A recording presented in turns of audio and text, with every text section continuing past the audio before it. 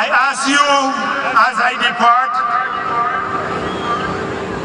to do a number of things.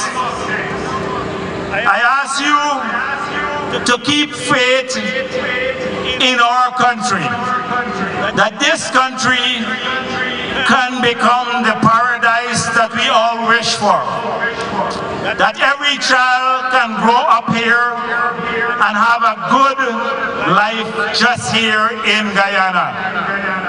They can grow up to create a family and have high hopes that that family will succeed here. I ask you to share and feel the sense of pride in things that are Guyanese and in each other, as I do. I'm extremely proud of this country, not because I'm president, but because I'm a son of this soil, as you all are, sons and daughters of this soil. And we have to love our own country. If we don't, then we can never love anything else in this world. And I ask you to keep this love alive in your hearts, burning bright, because that's the foundation on which all of our efforts will be dedicated to changing Guyana. I ask you not to be sidetracked by the scandal industry, the manufacturers of dissent.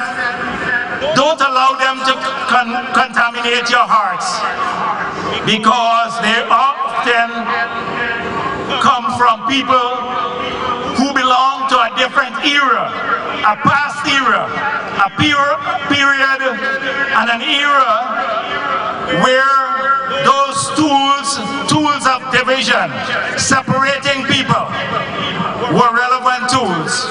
In today's world and in today's Guyana, the tools that are most effective are tools that bring people together across race, across religion, across gender. And we must be on the right side of history. And we must aggressively fight those who try to take us down that path, a path of division.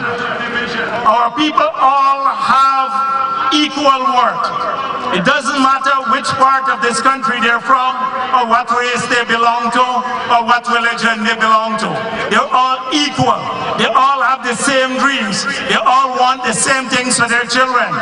And then we're all connected together by the love for this land. So never allow the scandal industry to take hold in your heart. I ask that you fiercely defend the interests of this nation. Our interests are often aligned to the interests of the rest of the world. We live in a global community. Many of the things that we want here for Guyana, we have to support elsewhere. Democracy, progress, absence of bigotry, fighting racism. These are things that we should do here in Guyana and support that fight anywhere in the world. But we have to be careful that a foreign agenda doesn't become our agenda here in Guyana. We're smart, capable, bright people who can lead our country ourselves.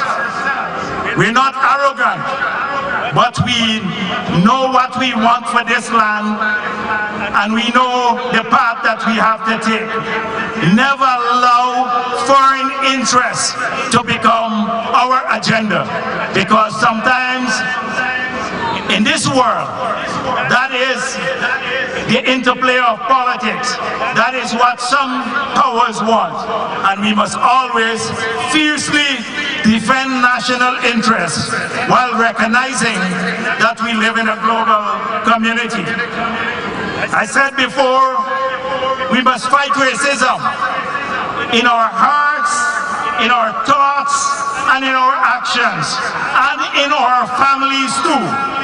Do not allow prejudice to reign in our family, to reign supreme in our family or our communities.